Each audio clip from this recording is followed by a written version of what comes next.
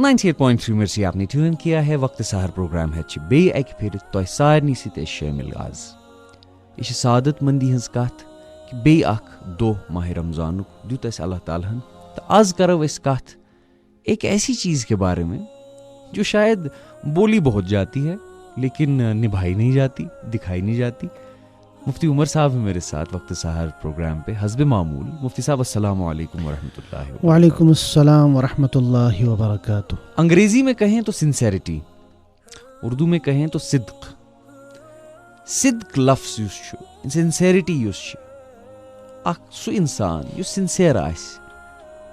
آج کل تو ایسے انسان ملتے نہیں ہیں. شاید ہم خود پہ بھی اگر نظر دوڑائیں تو خود میں بھی شاید زیادہ سنسیرٹی دکھتی نہیں ہے. کتنی ضروری ہے سنسیرٹی؟ بسم اللہ الرحمن الرحیم. الحمد للہ رب العالمین والصلاة والسلام علی سید الانبیاء والمرسلین محمد وعلی آلہ وصحبہ اجمعین. اما بعد. دیکھیے وجدان صاحب، یہ جو سنسیرٹی ہے یعنی صدق یا سچا پن انسان کے اندر آ جائے، یہ صفت انسان کے اندر آ جائے، یہ بہت ہی ضروری ہے. قرآن پاک کا حکم ہے یا ایھا الذین آمنوا اتقوا اللہ وکونوا مع الصادقین. اے ایمان والو، تقوی اختیار کرو اور سچے لوگوں کے ساتھ ہو جاؤ، ان کے ساتھ شامل رہو، انہی میں سے ہو جاؤ. اور یہ صفت ایسی ہے، یہ صفت جتنے بھی پیغمبر آئے ان میں تھی، جتنے بھی نیک لوگ گزرے ہیں ان کے اندر ہوگی. اور انسان کبھی بھی درجے کمال تک نہیں پہنچ سکتا جب تک کہ اس کے اندر یہ صدق نہ ہو. یعنی انسان جو ہے ہر چیز میں، بول چال میں، اتار چڑھاؤ میں، دکھلانے میں، ہر چیز میں وہ سنسیئر ہو، وہ صادق ہو. اور یہ ایسی صفت ہے، ابھی رسول اللہ صلی اللہ علیہ وسلم نے اعلان نبوت بھی نہیں فرمایا تھا، تب بھی عرب میں، مکہ میں مشہور تھے کہ رسول اللہ صلی اللہ علیہ وسلم الصادق الامین ہے. ایک واقعہ مختصر میں عرض کرتا ہوں. حدیث کی کتابوں میں آتا ہے جب رسول اللہ صلی اللہ علیہ وسلم نے ابھی اعلان نبوت نہیں کیا تھا، 40 سال کی عمر میں رسول اللہ صلی اللہ علیہ وسلم نے اعلان نبوت کیا. تو اس سے 5 سال پہلے تقریباً حضور کی عمر اس وقت 35 سال تھی. تو خانہ کعبہ کے اس وقت جو متولی تھے مشرکین، انہوں نے کہا کہ ہم خانہ کعبہ کو دوبارہ تعمیر کریں گے. کہا ٹھیک ہے. اس کے بعد انہوں نے خانہ کعبہ کو تعمیر کیا. خانہ کعبہ تعمیر کرنے کے بعد مسئلہ حجر اسود کا ہوا. حجر اسود، حجر پتھر کو کہا جاتا ہے، اسود کالا پتھر. یہ اصل میں سفید پتھر تھا، جنت سے حضرت آدم کے ساتھ آیا. اور اس کی خاصیت یہ ہے، یہ میگنیٹ ہے. حدیث میں آتا ہے کہ جو بندہ اس کے ساتھ ہاتھ لگاتا ہے یہ اس کے سارے گناہ چوس لیتا ہے. اب تب سے حضرت آدم علیہ الصلوۃ والسلام کے زمانے سے آج تک جتنے لوگوں نے ہاتھ لگایا، شرط ہے کہ ایمان والا ہو، تو اس کے گناہ وہ چوس لیتا ہے، تو وہ کالا ہو گیا گناہ چوس کے. اس لیے اس کو حجر اسود اب کہا جاتا ہے.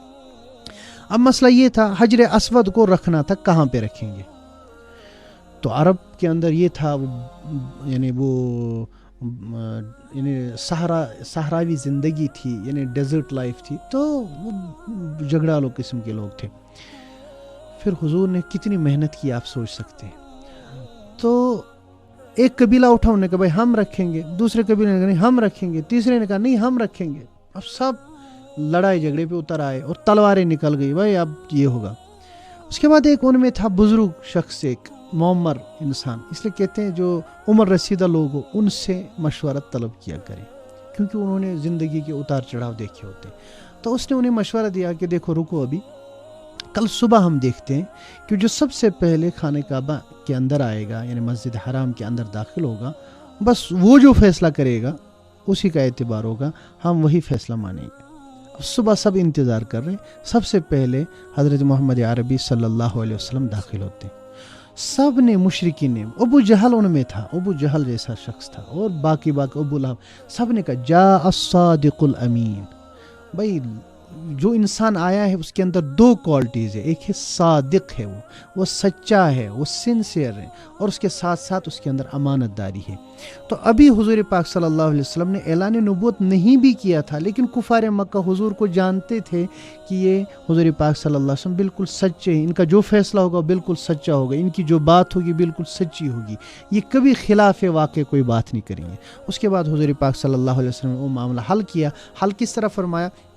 حضور نے فرمایا ایک چادر لے آؤ, اس چادر کے اندر یہ رکھو, ہر قبیلہ اس کا ایک ایک حصہ پکڑے اور برابر وہ جہاں پہ رکھنی ہے حجر اسود وہاں تک لے آؤ. اس کے بعد حضور نے اپنے دست مبارک سے اٹھایا اور اس کو خانہ کعبہ کی دیوار کے اندر چسپاں کر دیا یا چپکا دیا. اب دیکھیں, حضور ابھی اعلان نبوت نے نہیں کیا تھا, لیکن اس وقت جوانی کی عالم میں تھے. اس وقت اتنا شہرہ ہو چکا تھا, پورے مکہ میں مشہور تھا کہ حضور پاک صلی اللہ علیہ وسلم صادق ہے. ایک حدیث میں آتا ہے کہ رسول اللہ صلی اللہ علیہ وسلم نے ایک بندے سے, چل رہے تھے ایک بندے کے ساتھ, اس نے کہا کہ آپ ذرا یہیں رکیں, مجھے وہ کام آ گیا. حضور نے فرمایا میں انتظار کر رہا ہوں, یہیں پہ رہوں گا. انہوں نے کہا ٹھیک ہے. وہ بندہ چلا گیا, اپنے کام کے اندر لگا. اس کو یاد ہی نہیں رہا کہ میں نے حضور پاک صلی اللہ علیہ وسلم سے رکنے کے لیے کہا ہے. حدیث میں آتا ہے وہ بندہ 3 دن کے بعد آیا. 3 دن کے بعد جب آیا, اس نے حضور پاک صلی اللہ علیہ وسلم کو وہیں پہ پایا, وہیں پہ تھے حضور. انہوں نے فرمایا آپ یہیں ہیں؟ کہا میں نے آپ سے کہا تھا نا میں یہیں پہ رکوں گا. تو 3 دن سے اس سچے پن کو نبھانے کے لیے حضور پاک صلی اللہ علیہ وسلم وہیں رہے, تاکہ اس کے ساتھ یہ جو بولا ہوا لفظ ہے وہ غلط نہ ہو جائے. ہم کیا کرتے ہیں, ہماری زندگی میں سچ کتنا ہے ہم خود جانتے ہیں. ہم پہلے بولتے ہیں, اس کے بعد ہم سوچتے ہیں. حالانکہ اصول ہونا چاہیے زندگی کا کہ ہم پہلے سوچیں اور پھر سوچ کے بولیں. ہم کیا کرتے ہیں, ہم پہلے بول دیتے, اس کے بعد میں آ گئی غلطی, میں سنوئی نہیں تھے کہ میں سن پاتی. تو آپ کو پہلے معلوم کرنا چاہیے, اس کے بعد آپ پھر کوئی بات بولیں. ایک بات. دوسری بات, یہ جو سچا پن ہے یہ صرف بولنے میں نہیں ہے. اسلام ہمیں حکم دیتا ہے کہ تم صرف بولنے میں سچے نہ ہو, بلکہ بولنے کے ساتھ ساتھ تمہارے ارادے بھی نیک ہوں, تمہارے ارادے بھی سچے ہوں, تمہاری نیت بھی سچی ہو. تم کسی کے ساتھ وعدے کرو تو اس میں بھی تم سچے ہو, تم اپنے معاملات کے اندر سچے ہو, تمہارا جو ظاہر ہو اس کے مطابق تمہارا باطن بھی ہو. یعنی جیسے ہم باہر سے دکھتے ہیں, کسی بندے کو ہم دکھتے ہیں بڑا شریف بندہ ہے, لیکن اندر سے بڑا کمینہ ہوتا ہے, تو اس کا مطلب یہ صادق نہیں ہے. انسان اگر باہر سے سچا ہے تو اندر سے بھی وہ سچا ہونا چاہیے. انسان اگر معصوم دکھتا ہے وہ صحیح میں معصوم ہونا چاہیے. انسان اگر اچھا آپ کو لگتا ہے تو وہ یقیناً اچھا ہونا چاہیے. بعض لوگ کیا ہوتے ہیں, بظاہر آپ کو لگے گا کہ وہ دیندار لوگ ہیں, یعنی نماز پڑھتے ہیں کبھی, لیکن ان کے معاملات جب آپ دیکھتے ہیں, اللہ کی پناہ, کبھی کبھی ہمارے معاشرے میں اب یہ کہا جاتا ہے کہ غیر مسلموں کے معاملات مسلمانوں سے اچھے ہیں, یعنی وہ اس میں سچے.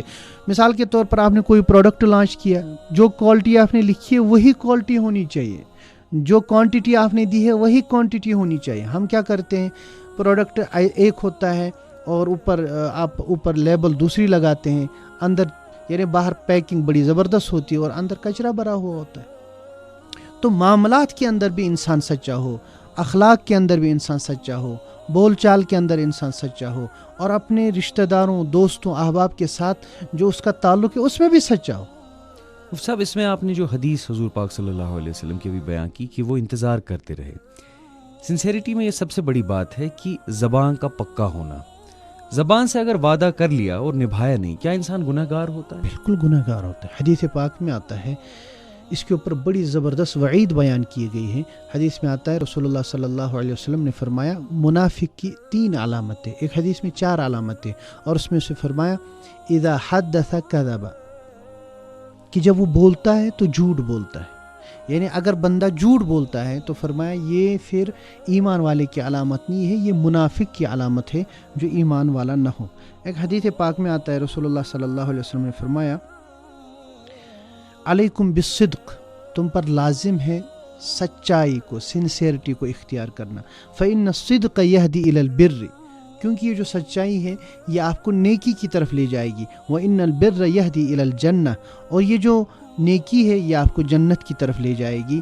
وما يزال الرجل يصدق ويتحرى الصدق حتى يكتب عند الله صديقا, اور انسان برابر سچ بولتا رہتا ہے, اپنے معاملات میں سچ کرتا رہتا ہے, یہاں تک کہ اللہ تعالیٰ اس کو صدیقین میں لکھ دیتے ہیں. اور صدیقین کیا ہوتا ہے؟ सिद्दीक पैगम्बरों के बाद सबसे ऊंचा दर्जा है, उम्मती का सबसे ऊंचा दर्जा, उसको हम कहते हैं सिद्दीक। कुरान पाक में एक जगह अल्लाह ताला का फरमान है, उलाइकल लदीन अनअम अल्लाहु अलैहिम मिनन नबिय्यीन वस्सिद्दीकीन वश्शुहदाई वस्सालिहीन। जिन लोगों पे अल्लाह का खास इनाम होता है वो 4 किस्म के लोग हैं। फरमाए एक पैगम्बर, दूसरे नंबर पे फरमाइए सिद्दीक, और फिर तीसरे नंबर पे रसूलुल्लाह कुरान पाक का हुक्म है कि शुहदा, और चौथे नंबर पे नेक साले लोग। आप देखते हो कि पूरी उम्मत में बल्कि पूरी इंसानियत में पैगंबरों के बाद सबसे जो बड़ा दर्जा है वो हज़रत अबू बकर सिद्दीक रज़ी अल्लाह तआला अन्हु का है। उनको सिद्दीक इसी वजह से कहा जाता है, उनको उनके हाल में, उनके काल में, उनके बोलचाल में, उनके मामलात में सच्चाई थी, यानी वो सरतापच सच्चे थे। इस वजह से उनको ये लक़ब दिया गया सिद्दीक। और ये लक़ब खुद हुज़ूर पाक सल्लल्लाहु अलैहि वसल्लम ने उनको दिया, बल्कि हज़रत जिब्राइल, हदीस में आता है हज़रत जिब्राइल आए और हज़रत जिब्राइल ने फरमाया कि अल्लाह ताला ने हज़रत अबू बकर का लक़ब सिद्दीक रखा है। तो ये सिद्दीकियत जो है ये सबसे ऊंचा दर्जा है जिसको ये मिलता है, और कोई मुश्किल नहीं है, बस हमें सिर्फ कोशिश करनी है कि बोलचाल में, अपने अखलाक में, अपने आदात में, अपने मामलात में बस सिंसियर हो जाए। हमें शैतान का शर कह लें या नफ्स का भटकाना कह लें, अशु बासा वारी लाइट इस वनो अपुज, हम अपने वादों पे खरा नहीं उतरेंगे, इससे हमें मुनाफा होगा या हमें नुकसान नहीं होगा। लेकिन सबसे बड़ा नुकसान यही है कि हम सिद्दीक नहीं, और सबसे बड़ा फ़ायदा दुनिया में यही है, जैसे कुरान और सुन्नत और हदीस की रोशनी में मुफ्ती साहब ने फरमाया कि जो सिद्दीक होगा वो पैगंबरों के बाद वाला दर्जा होगा। 98.3 मिर्ची पे इजाज़त दें, वक्त सार प्रोग्राम है तगसो बेतौसीद शामिल, मैं तुहन मेज़बान वजदान, अल्लाह हाफिज़।